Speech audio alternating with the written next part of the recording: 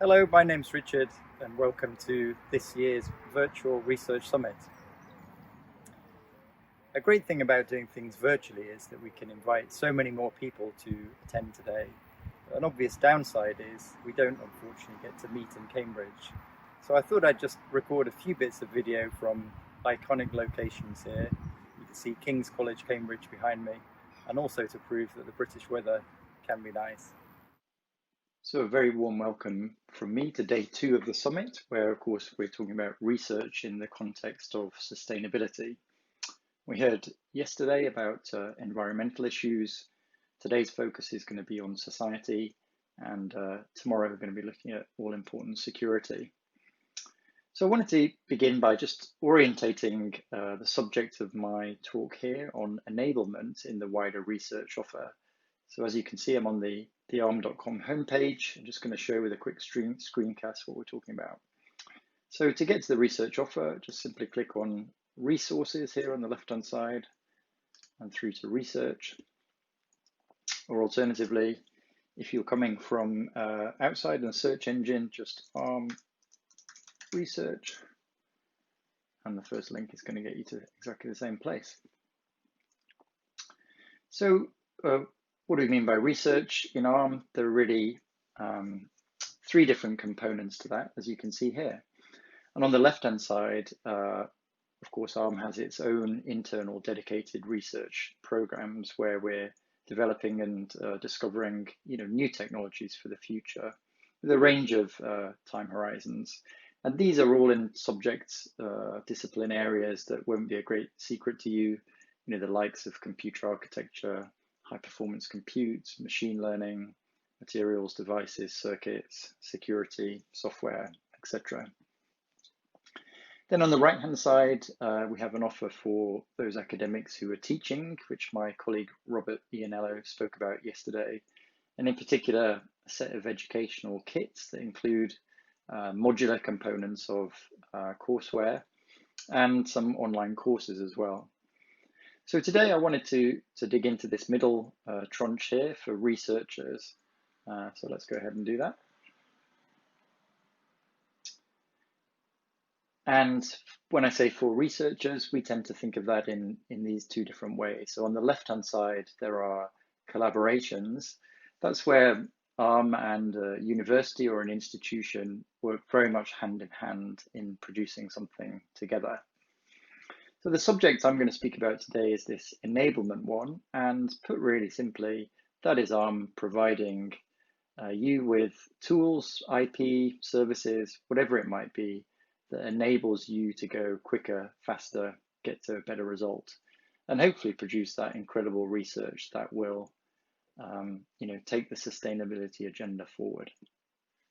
I know we've got a mixture of attendees here today, so just to be absolutely clear, what I'm speaking about today is for those who are undertaking their own research and feel that they may need IP or other tools from ARM in order to work more effectively. So in the rest of this talk, I'm going to explain what we have for you in terms of the enablement offer.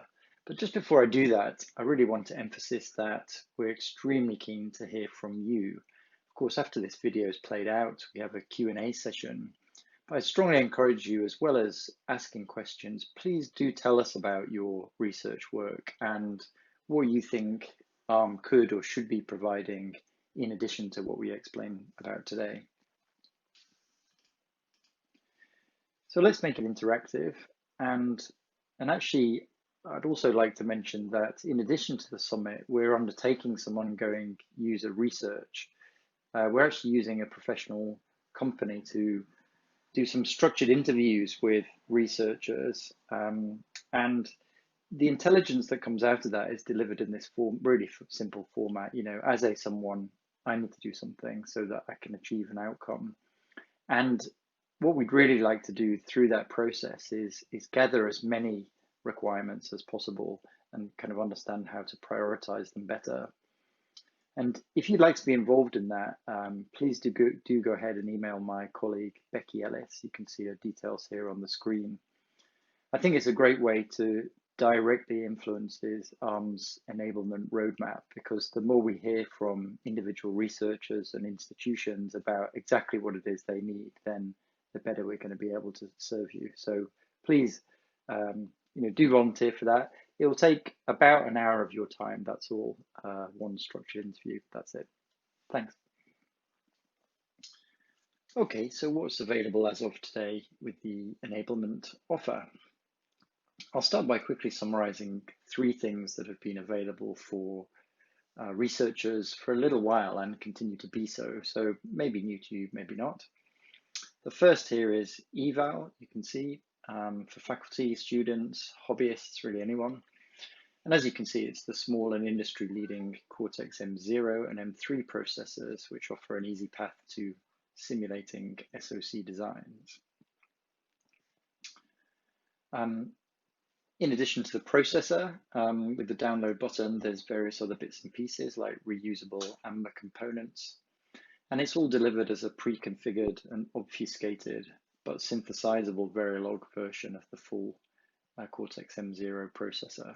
So not designed for production silicon. And of course, all the technical details are fully documented down here you can dig into. In the case of the Cortex M3 on the right, you can perform hardware prototyping. And this example system is included, built around the CoreLink SSE050 subsystem. And this is fixed and pre-configured Cortex M3 processor, obfuscated RTL, and a cycle model. It doesn't support changing the configuration of the processor. So that cycle model is recommended for simulation and debug purposes, and it includes visibility of the internal processor architecture registers. The great thing with both of these is that it is literally just a click-through process. So you click download here, you just have to make an ARM account if you don't already have one, and then you can go ahead and download that really simply. So the next level up from eval, if you like, is conveniently flagged here as university and research. And that's for good reason, because the terms and conditions on offer are deliberately favorable. That said, the good news is that the process of application is still really easy. So a case, again, of just clicking through an end user license agreement. The only thing to say is this time, as well as confirming that you are an academic, you do need to agree both personally and on behalf of your institution to the terms. So in terms of the package, we've got this time fully configurable RTL for the aforementioned Cortex M0 and Cortex M3. But in addition to that, the Cortex A5 application processor as well. And there are additional benefits to this. You can also manufacture and test up to 1,000 chips through this route, and you can do that using third parties to manufacture, to test as well. And you can use the IP and FPGA development boards for internal use of evaluating designs and developing software applications. So just 2 main caveats to be aware of. You can't modify the IP other than set out in the license, and you can't distribute the IP, your designs, or the manufactured integrated circuits to any third parties. But other than that, this is another really simple route. Most applications are approved immediately, and certainly no more than a couple of days. So the last area of the enablement offer that's been available for some time is this one here, physical IP, very large library of physical IP available. I'm not going to say a lot about that today, just in the interest of time, other than to highlight the fact that there are more favorable terms again available to universities and researchers for physical IP. How are we building on that? We wanted to recognize 2 issues.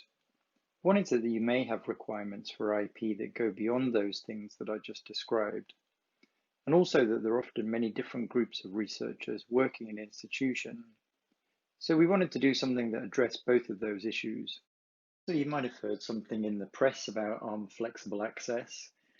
On the commercial side, as you can obviously tell from the name, ARM flexible access for research is about bringing that same simple model that lowers the threshold to entry to the research world. So let's dig into it. course, the challenge with slides like this in a very fast-moving technology landscape is that the numbers are always out of date, but I do always find it absolutely flabbergasting that there are more than 150 billion chips shipped worldwide containing the ARM IP. And more importantly, we've enabled, even in the last 4 years, more than 150 institutions, and including actually 100 outside of the US, with quite a wide range of IP, as you can see from the bottom right there, to enable those academics to increase their research impact. So on flexible access is about doing things differently from the offers I described earlier. And central to that is a model in which we have an institutional relationship rather than one with individual researchers or research groups. And on top of that, it's providing a very wide range of IP, of course, still at no charge. And I'll talk a bit more about what's on offer shortly. In terms of the legal process, it's still simple, so don't fear that because it's an institutional relationship that might be complicated. We've worked really hard to make sure that isn't the case. And the great thing is that users can download any or all of the IP packages at any time. So once you're granted institutional access, you can just go ahead and browse. So we think there's lots of reasons why coming to ARM for this is helpful for you. Obviously, having a one-stop shop is always a good way to save time and effort. And I've just listed here a few examples of things that have been enabled by ARM. Okay, so how does it actually work? Well, there's a legal agreement, of course, that the institution will need to subscribe to the program. But once that step is done, and it uses a simple DocuSign process, so no kind of paper-based, old-fashioned ways of working, the institution then manages the onboarding of end users. And as I said earlier, that means that anybody who needs to can quickly find what they need and download it. And what can you download while we're on that subject? Well, without going through each of these line items in detail, I think it's immediately obvious that the range is dramatically wider than we saw in the earlier examples, not just the A series, Cortex A series application processors, but a wider range of those, but also graphics, interconnect system controllers and so forth. So having shown that, I'm going to next move on to just showing you practically how you actually apply. If you choose ARM Flexible Access for Research as your option, then this is the page you're going to end up on. And let's go ahead and click Request Access, which takes you to the form, which, as you can see, is really simple. So just a question of capturing your biographical details, organization name, email address, and that's pretty much it. And then click Submit, and that will start the process. You may be curious about who's applying for ARM Flexible Access for Research. Well, we're just scaling out at the moment, but we've already had applications from some of the world's most famous universities and research institutes. So if you do choose to go ahead, you'd be in really great company. If initially you get a message that says, we're not quite ready, don't panic. It doesn't mean you're not eligible. Like I said, it's just because we're scaling out at the moment and trying to understand the nature of the demand. I promise you, we'll get back to you. A handy single slide of the 3 main options that I've described, with ARM Flexible Access for Research on the right and the institutional relationship, and the other 2 on the left with the simpler end user license agreement. There are different interpretations of sustainability, as I've said. But for us in the enablement offer, sustainability in particular means that we're going to continue to offer these tools, expand them over time, and also always commit that they're going to be free for researchers. So please do join me after this video is played out. I've got some colleagues for a Q&A session. And just a last shout out for that offer to get involved in the development of our roadmap by emailing my colleague Becky Ellis, whose contact details are appearing on the screen right now. So I look forward to speaking to you shortly.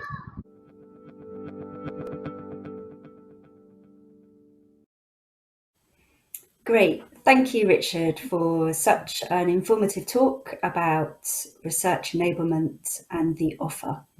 We'll now open live Q&A. So just a reminder to all of you who are watching, please add your questions to the Slido and we will go through those. But first, I will introduce Richard Buttrey, Director of Education Business Development, and Liam Dillon, Senior Engineering Manager in Research. Hi. Great. So I think we will start off with a few questions. So the first one is, how long does it take to get access to the IP? Yeah, thanks, Liz. And welcome, everybody. Thanks for joining us. We appreciate taking time out of your schedule. I hope you enjoyed the video. It's excruciating for me to watch myself, but I hope it was useful. So how long does it take to access the IP? Let me deal with that in the order of the 3 tiers of the offer that I described in the video. So beginning with evaluation, is essentially an automated process. So once you click to agree to the terms and conditions that are described there, there are a few automated checks on our side that we're legally obliged to undertake. But after that, the IP is essentially available immediately. So that one's really swift.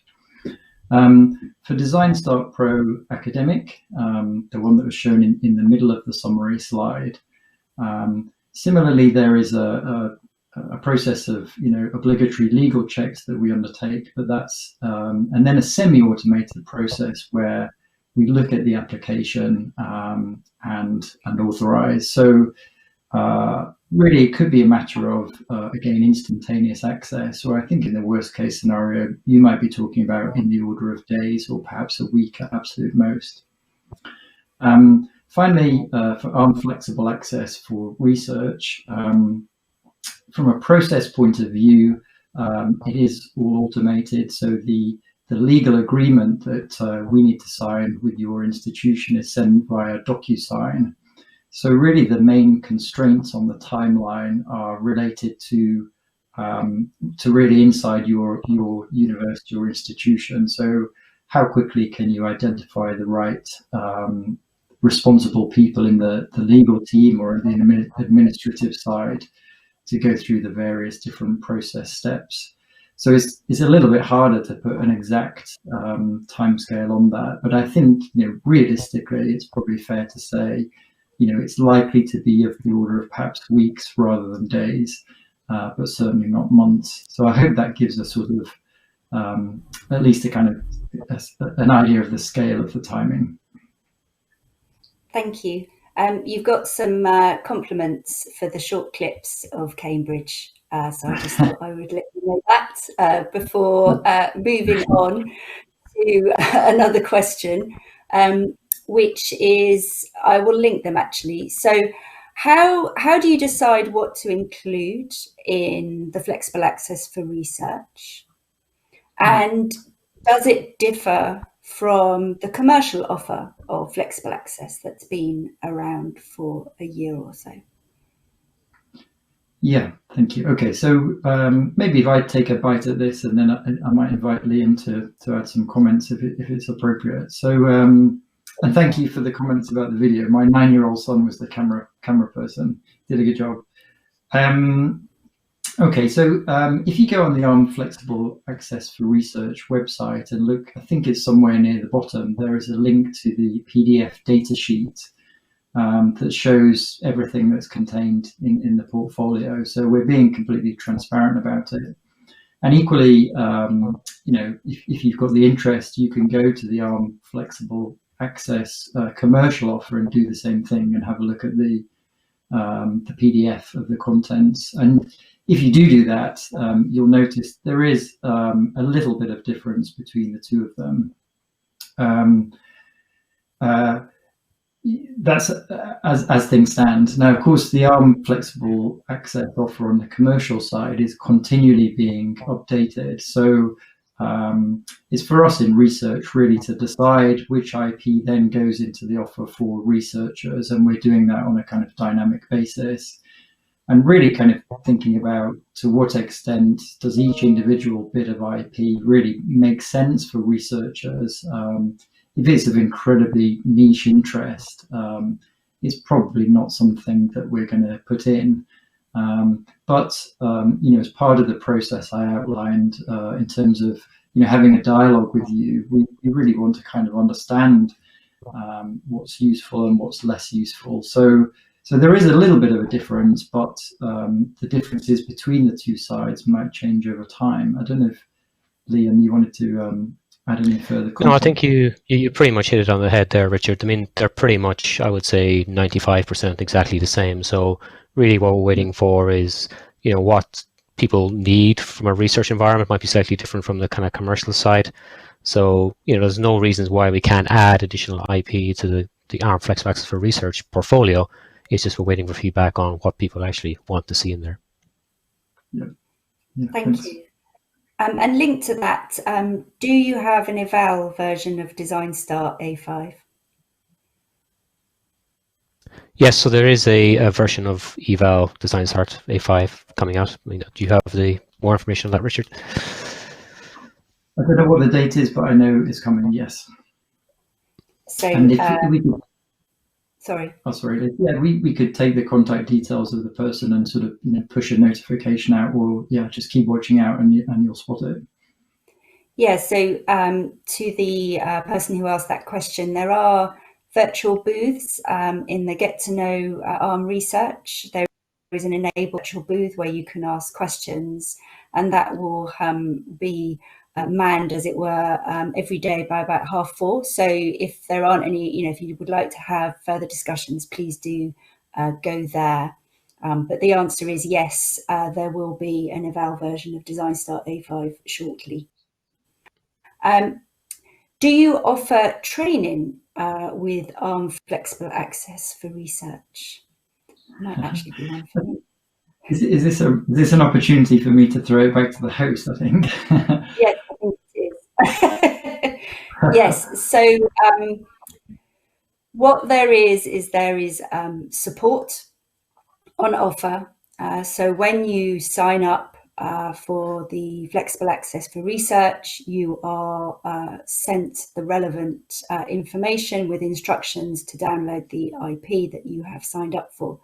Should there be any issues at that point, you are able to raise a support request, which will come to us via our various system, and that will go through a process where we review the question, look at it to see what type of question it is, and then go through a process. So training is not given up front, but the support is there for anyone who signs up to take you through the answer during the process. I suppose a question linked to that. Sorry, Liz. Yeah, thank you. I just wanted to build on that by saying, obviously to manage expectations here, that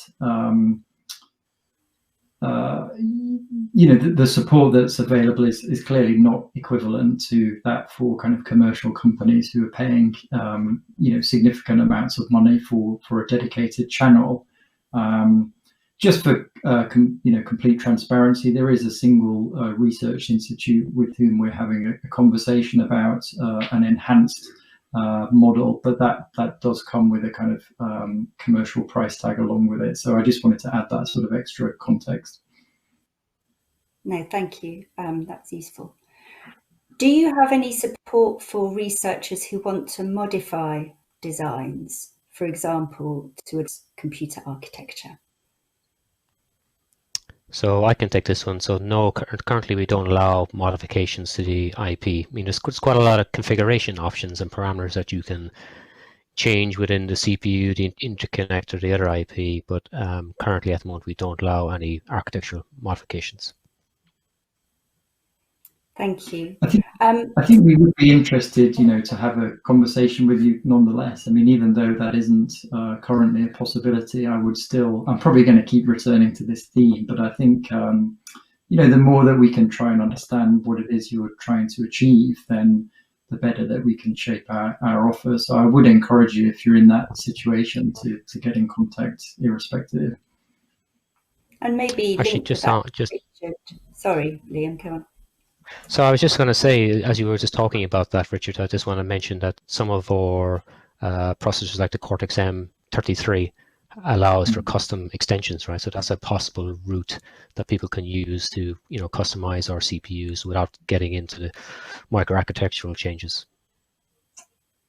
Yeah, great point. Thanks. Thank you. And maybe linked to that is, Richard, if somebody would like something that's outside the current offer, would you consider providing that to me? Short answer is yes. I can give you a sort of slightly longer version of that. So obviously the tiers as described are, based on our kind of best understanding of what we think the demand amongst research is like, and what are the logical ways of sort of chunking up, inappropriate buckets, if you like. However, we're keeping that under constant review, and we certainly have had, and I'm sure we will continue to have, requests for IP that don't quite sit within one of these tiers, within one of these tranches, and we do have the mechanisms and processes to enable those things if both sides agree it's of mutual interest. I suppose that rather than creating lots and lots of bespoke arrangements, we would prefer to kind of gather that information and then improve the standardized offer so that we're gradually picking up more and more of these use cases. But in principle, yes, that is doable. Great, thank you. We've had a couple of questions about actually how can I collaborate with ARM research? What's the process of research collaboration? I think before I give that for a wider answer, there is an ARM talk on research collaboration, which is tomorrow. Where there will be more information given, but maybe it would be useful to just describe in a bit more detail the differences between the sort of the enablement and the collaboration areas of research. Yeah, sure. Maybe I'll start that, and Liam might need to want to add a bit of colour on top of it as well. I think put very crudely, the enablement offer is about us really liberating you to do your research on your own terms, achieve your outcomes, and just using the ARM technology as a kind of means rather than the ends. In the case of collaboration, it's about doing things, fundamentally jointly, of joint interest, and could it, involve much more. Researchers working sort of intimately together, funding arrangements, all manner of different things. And as you said, Liz, my colleague Andrea Kells and some of the researchers themselves are going to be hosting a session tomorrow on that. Would you like to add a bit more flavour there, Liam? Yeah, I think it's pretty much as you described, Richard, right? So the enablement is really trying to get our IP out there to as many researchers as possible to kind of enable their next SoC or FPGA or whatever they're kind of working on. The collaboration is more kind of like a joint effort between ARM and various universities where we have a joint interest, whether it's in kind of like ML, AI, or power optimization, microarchitectural changes, that kind of thing. So that's what I'd say is that the kind of the key difference between them. One is kind of enabling users to kind of their own research projects versus working with ARM on a kind of common goal. Yeah. Thank you. And actually, we've just had a comment which I think is good to discuss. Having a closed architecture forces researchers to use open source processors like RISC-V, which is possibly not ideal for ARM. For example, the Morello work that will be presented tomorrow is based on University of Cambridge research undertaken on MIPS. So I think really what would be interesting is maybe to get both your views on how flexible access helps support research and really the kind of the views of that versus other architectures. Richard, do you want to take that first? Actually, I was going to, maybe if Liam begins and then I can add more. I think probably makes more sense if you don't mind. Yeah, so I think it depends on your area of research interest, right? So if you want to do microarchitectural research, then yes, an open source platform is probably more suited to that. But if you were looking at, say, developing an ML accelerator or looking at, different compilers or ML algorithms, for example, then actually having a stable system with a known good ecosystem built around that is actually quite a good starting point, right? So it depends on what area your research is in, really, to be honest. Yeah, I mean, I think, it's an interesting question about a sort of philosophical standpoint about whether the purpose of what we're offering is to try and encourage you to come to ARM, or are we really more offering these things so that you can, make your own choice.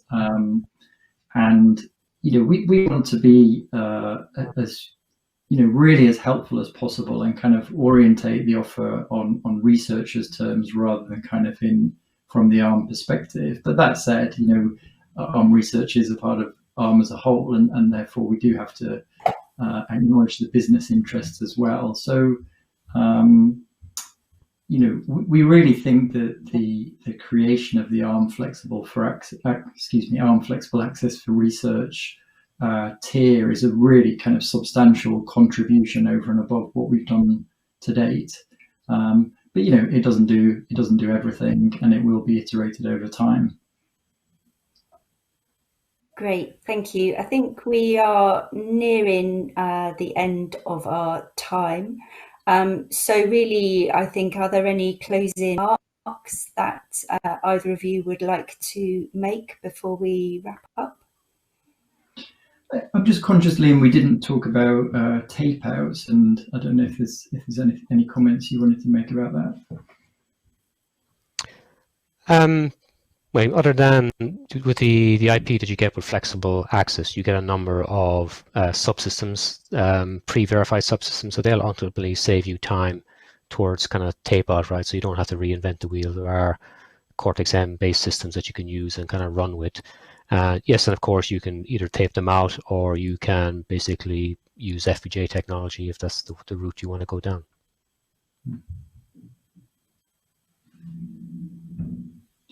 Yeah, otherwise that's all from me. And if there are any further questions, do feel free to write to me directly. So it's just first name dot last name. And yeah, once again, to reiterate that offer to get involved in our roadmap via Becky Ellis as well.